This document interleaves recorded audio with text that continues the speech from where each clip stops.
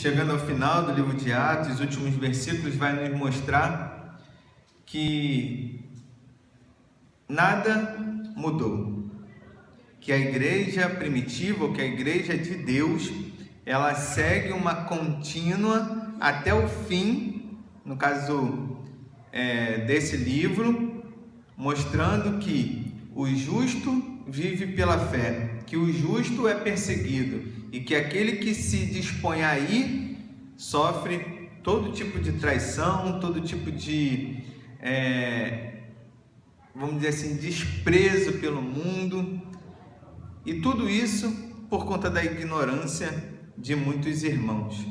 Paulo ele continua discutindo com os judeus, falando a respeito das leis. Ele fala: não fiz, cadê os meus acusadores? E os próprios judeus lá que ele chamou para conversar vai falar: não, ninguém até agora se apresentou aqui, ninguém apresentou nenhuma carta. Ou seja, ninguém teve a coragem de ir lá e assinar assim, não, eu é que estou indo contra Paulo.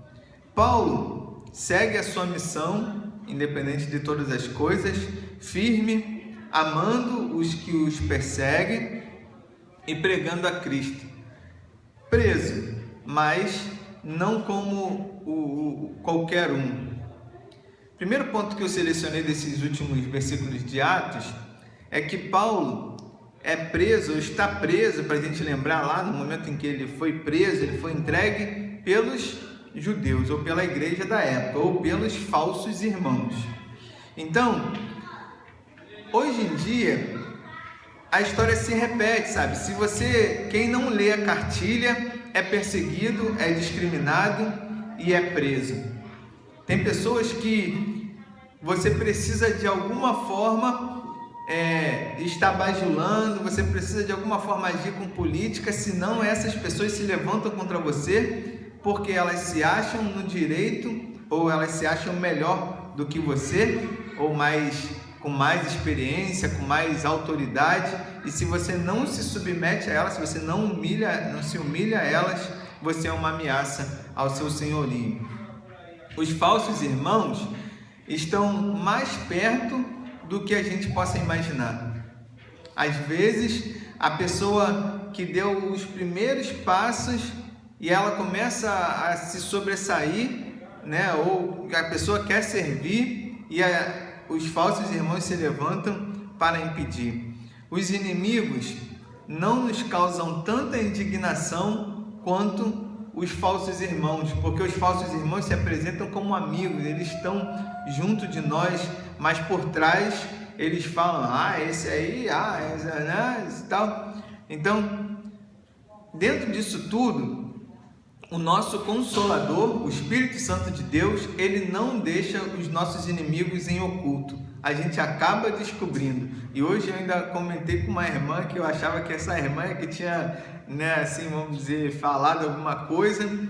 E essa semana eu descobri que a irmã não tinha nada a ver. E até você estava lá na mesa, eu dei um beijo nela e tal. Mas independente se ela tivesse feito ou não, eu continuava amando e ainda estava exercendo maior amor por ela, justamente porque eu acreditava que se fosse ela que tivesse feito o que eu pensava, aí sim que ela precisava conhecer quem eu sou. Então, o nosso Deus, ele revela, mostra quem verdadeiramente é os nossos irmãos e quem são os falsos irmãos. Ele nos dá força e Cristo nos dá graça para a gente poder perdoar. O segundo ponto é que Paulo é acusado injustamente. Qual o crime de Paulo? Nesse finalzinho de livro, você olha para trás, qual foi o crime dele? O que fez de ruim ou de mal Jesus enquanto esteve aqui na terra? As pessoas falam o que quer, fazem o que quer, mas se tem alguém que está falando bem, que está pregando bem, que está promovendo os excluídos, incluindo os excluídos, promovendo os humilhados, isso os atinge, porque Jesus, Paulo e muitos outros foram mortos, perseguidos, presos e mortos pelo que falavam. Mas que poder é esse que tem, vamos dizer assim, essa palavra contra as pessoas, só pode ser o poder de Deus. E elas que não conseguem ir contra Deus, elas vão contra as pessoas. Foram contra Jesus, foram contra Paulo, foram contra os discípulos e serão contra nós. Não para que a gente fique indignado, não para que a gente se entristeça, mas para que a gente tenha uma maior clareza de que nós estamos trilhando o caminho certo. Sabe por quê? Porque o caminho certo é na contramão da história. Como a gente acabou de ver, a nossa geração, ela é uma geração que não pode ouvir um não, que não pode ouvir você não deve fazer isso, que você precisa fazer isso. Vai falar para alguém da igreja que precisa orar, que precisa jejuar, que precisa... Hoje eu comentei que vou levar as crianças para orar no monte, até um meio assim envergonhado, né? Tipo, sem saber o que as pessoas, como as pessoas iam reagir, porque vai que se levanta lá, vai levar criança para orar no monte, vai que lá essas crianças são transformadas ou são abençoadas por Deus. Porque hoje em dia, assim, as pessoas, elas não querem que você viva o que Deus quer.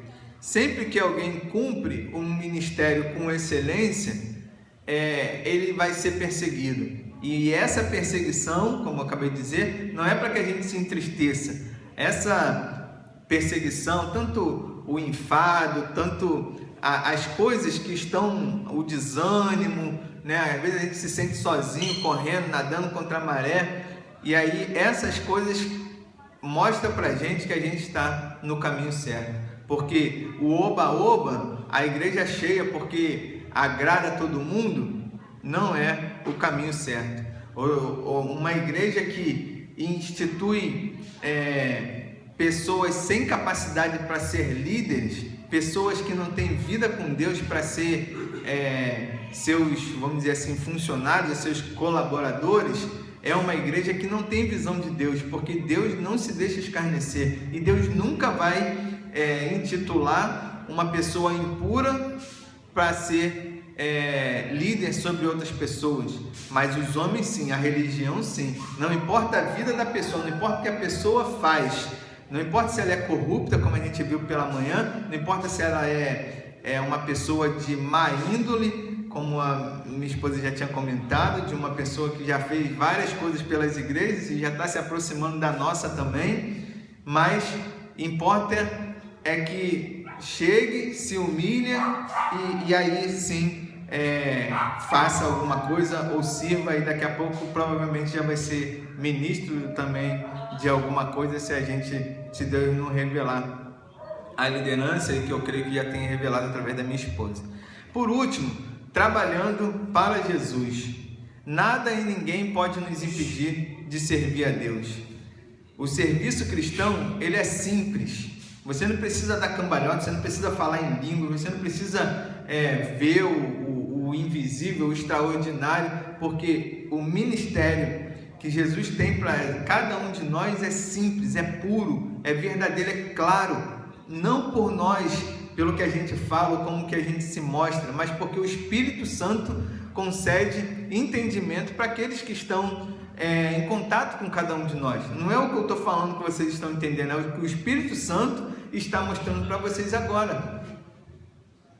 O serviço cristão é algo que todos nós podemos exercer, porque é Deus, porque todos somos chamados, porque os que aceitam são capacitados e quem sustenta é Deus. Não tem nada que o André, por exemplo, não possa ser na igreja do Senhor, desde que ele se submeta à unção de Deus, o poder de Deus, e que deixe Deus trabalhar no seu coração. Da mesma forma, o meu sogro, né? Que Deus assim chama e capacita e mostra. Paulo segue prisioneiro de Cristo, seguro, fiel, mostrando que o seu trabalho não é vão no Senhor e que ele não vai se corromper, como até o pastor falou. As pessoas até armaram para que ele oferecesse alguma coisa, mas ele permaneceu fiel e ele não está se importando em dar um testemunho glorioso, como inclusive já aconteceu lá atrás. Não, a cadeia abriu, não, porque todo mundo morreu, todo mundo que era contra mim caiu.